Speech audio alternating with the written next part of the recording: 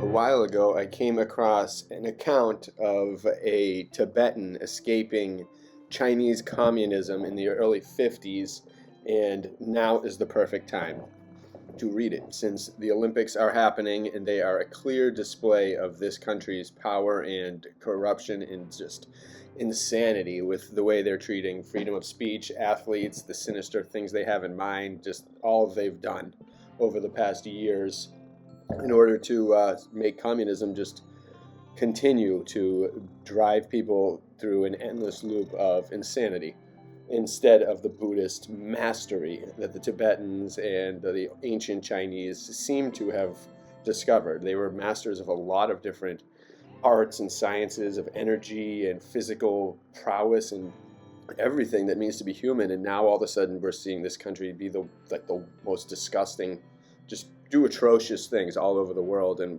have their talons in all the celebrities, all the politicians, all the worst people in America and all over the country and world.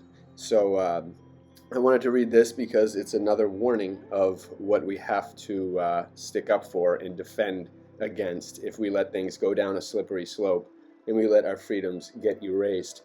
These sick people in this terrible ideology will consume the world, and we can't let it happen. So I'm going to show some Tibetan pictures, and I'm going to read that text right there from the CIA files. So here we go.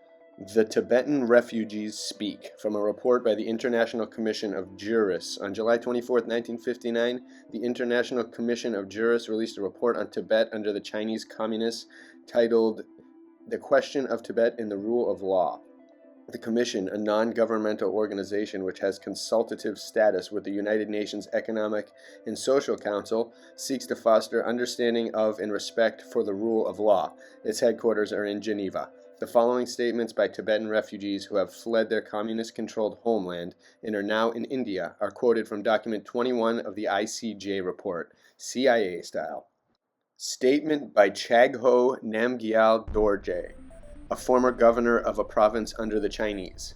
From 1955 till now, the story of the fighting, if it is to be told to you, will cause me to shed tears of blood. The story is not of a class or party, not of the upper strata, not the ordinary man. These are not the only ones who suffer. Perhaps our country does not mean anything to most people. We have not much. Ours is a barren land.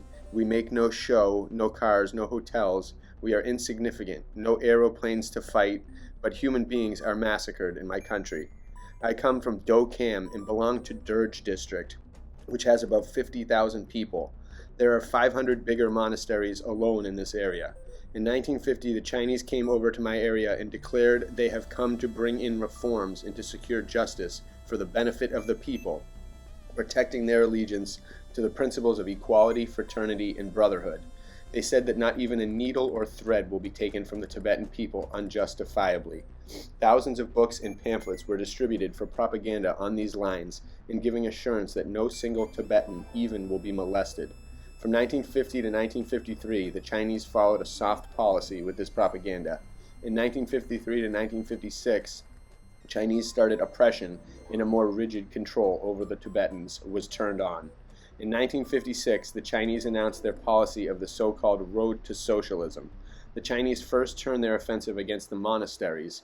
In 1956, a gruesome incident happened to the famous monastery Payu Kompa, which had 1,500 monks.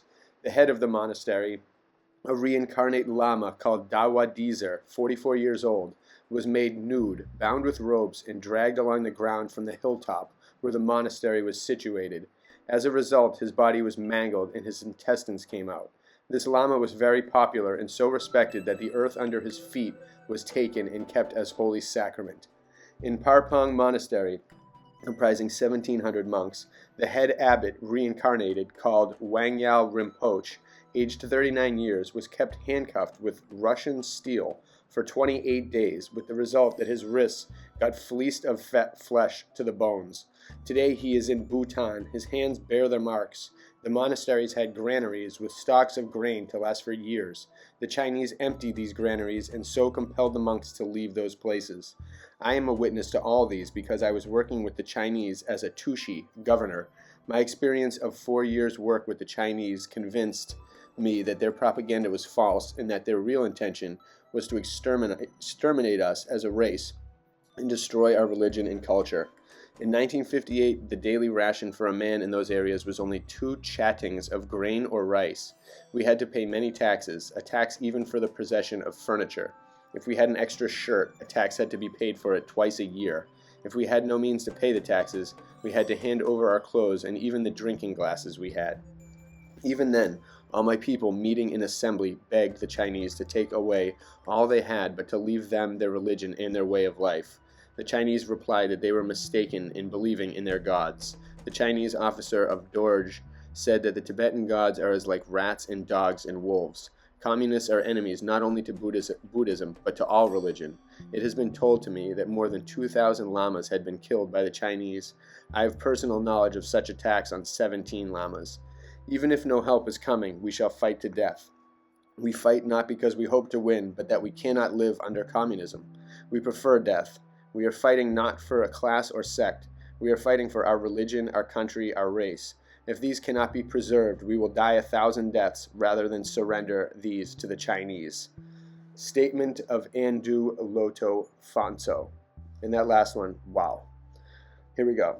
A new statement. I, Fonso, was in Litang, Kham, when the communists came in 1950. In the beginning, their manner of dealing with us was persuasive.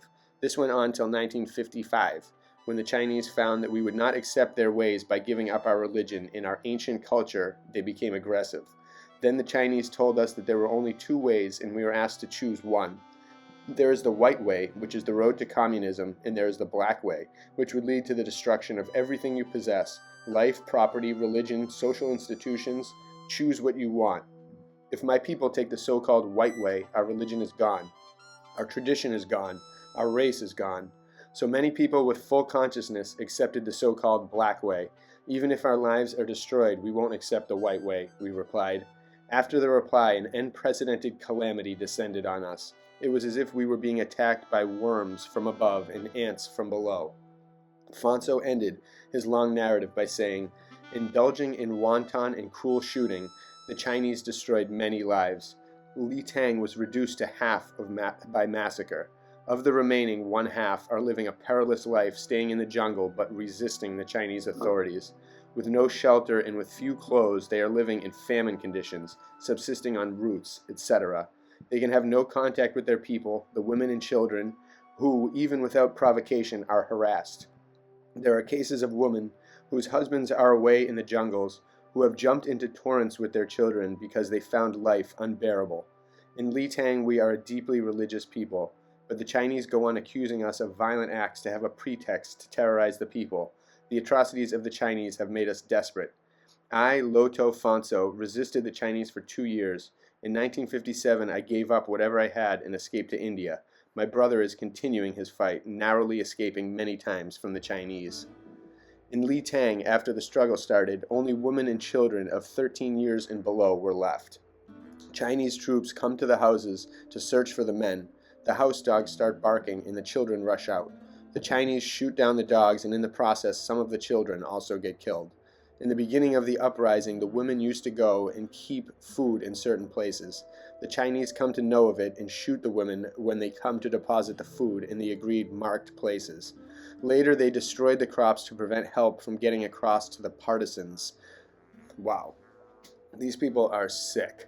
And let this be a warning to everyone that not only does this mentality and these governments have to end, but everybody in the world must unite against them, and they must be rid forever. So here we go. Next statement of 2 monks, Thotub and Chamba of Tao from Kham. Both of them stated that lands taken from monasteries and landlords were first distributed to Tibetans. In a year, they were all deprived of the land, and Chinese were settled on the land. Thotub added, I have a recollection of an incident connected with the Red Army's march to Yinan. I was 17 years old then. Chu Te came to our country via Gyal Rong. They were having a big congregation of monks in the monastery of Tao Nyigam Tso Kombo. The monastery alone houses 1,900 monks. The fleeing communists under Chu Te attacked the monastery, killing 30 monks. The monastery was destroyed, and they ran off taking the wealth and the animals. On the march, they robbed us of our grains and other possessions. Because of this raid, the country was famine-stricken, and thousands died for want of food. To rectify these wrongs, in 1950, when they invaded our country, they loudly professed good intentions and talked of equality and justice. This went on for 3 years, after which the Chinese started changing their ways. In 1956, they started terrorizing us. They greatly harassed the monks. Kind of like what they're doing to religion now and peaceful religions. And we're a couple years in. We were many years in before, and we got a little break, but now we're right back in it. We can't let them get anywhere with this plan. Here we go, one of the last ones. Statement of DiNo of Theji Gompa. I am not a big person. I am a servant of a trader. Prior to the coming of the Chinese, I was at Tachien-lu, eastern Tibet. After the coming of the Chinese, I stayed with my colleagues for over a year. In the beginning, they used to talk of justice and of bringing in reforms. They talked that they would not interfere with our lives. There will be no restrictions on trade. We will enjoy all our personal liberties. In that first year, they treated us well by offering good prices for the goods we had to sell, so we brought in large consignments of serge, cotton, cloth, and utensils. As soon as goods in plenty got stocked, the Chinese employed other tactics. Instead of paying the due price, they paid less, in most cases only half of the value in goods. We began to suffer heavy losses. When the Chinese raised the prices in the beginning, the transport charges also got higher. This process went on to such an extent that the prices offered by the Chinese did not cover even the cost price of the articles. People got exasperated. They did not want to sell. I am an eyewitness of many cases of cigarettes bought by petty traders being thrown into the water rather than be sold at a price which did not even cover transport. In this area there are lots of lamaseries and monasteries.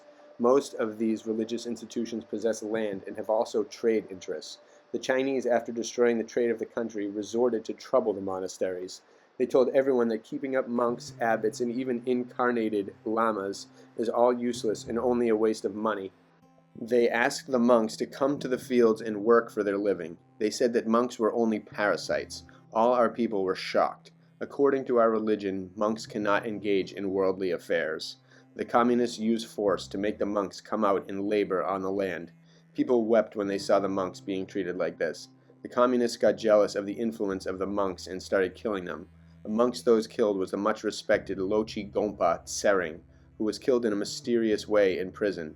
Under the pretext of rebuilding and repairing monasteries, they have taxed many of the monasteries. As a result, monasteries got deserted.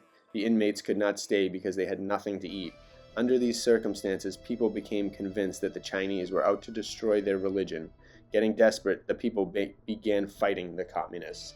And that's exactly what we all must do. And it's sad that even Olympians have to go over there and experience that nonsense, and that this even got to the point where that country was able to host the Olympics is pretty sick, and a sign of collusion throughout the entire world, really.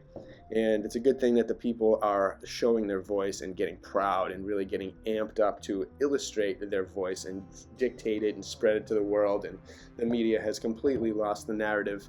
And it's time to start getting justice for all of these things. What the Chinese communists had done to these Tibetan people, literally, some of the people who I consider to be the most sacred. I love ancient Tibetan books. I love their art, I love their culture, I love their way of thought, I love their religion. The Tibetan Book of the Dead is incredible. So many of their books are just unbelievable. Whether they're talking about energy, life, way to live, patience, art, creativity, whatever they talk about, it's like you're getting a glimpse of the ancient world and the way things were all along. People that don't need material nonsense and crap to be happy. People that could sit outside and just think and to tap into the powers that we were all given and that this world has to offer that we are being ignored of and that communism stomps out. And that communism, this nasty force, is just absolutely, it has to be on its way out. It has taken such a hold of the world, polluted culture, polluted everything. It's a desecration. These things they were doing in the 50s are exactly the things they're doing now, except they're just following like with the time. They're getting rid of God and people's religion through social media and through technology, different methods, and through numbing people's everything with chemicals, slavery, organ harvesting, all these things that this communism represents is really sickening, and they're showing it in a terrible way. And it blows my mind that anybody would ever put anything up their nose from this country, from China, or anyone would ever allow anything from this country to be put into their body. It's absolutely mind-blowing to me, but they cannot be trusted. And I have an artwork that I had during one of these that I showed that says "Make China Tibet Again," and I really think they need that. They need the humility. They need people like this, like just beautiful people, elegant garb, calm, peaceful people, tending to the land, doing what they can, teaching about the ancient cultures, the stuff that was lost, was so many times stamped out, like how many resets this culture has survived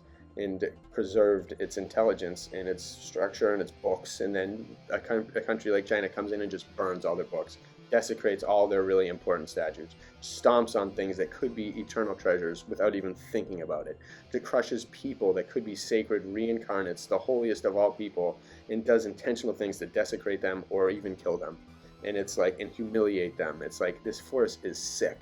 And you can tell so many similarities between the actions of our government now throughout the world, but especially in America and other places, in the tactics they're employing and they've been trying to employ over the past several decades with their false presidents who are all connected and all puppets.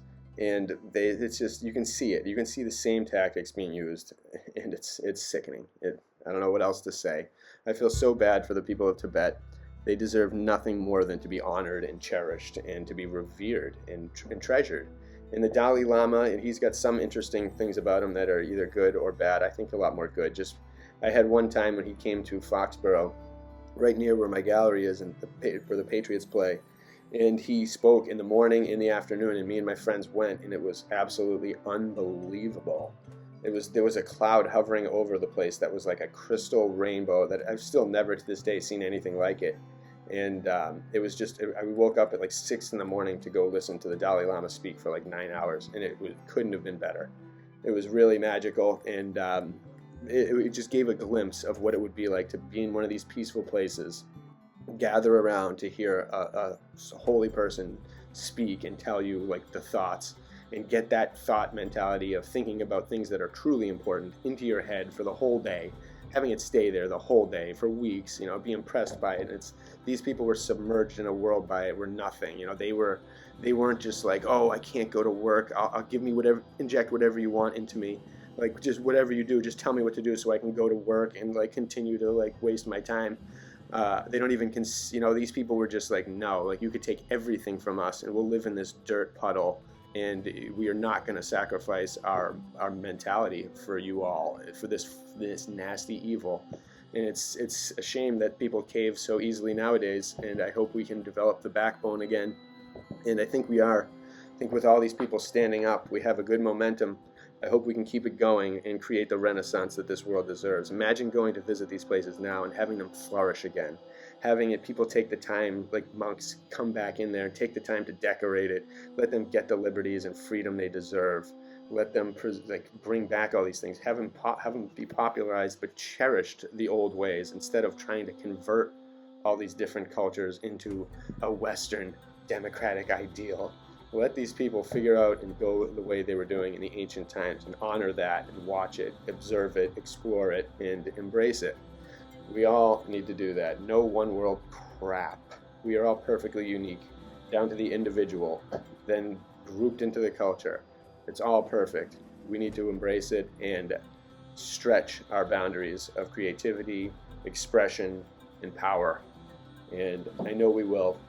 So bless you all, whether you're in a communist-held place or free. And everybody has to show their freedoms. We are all born of the same source, and nothing can stop us. Bless you all.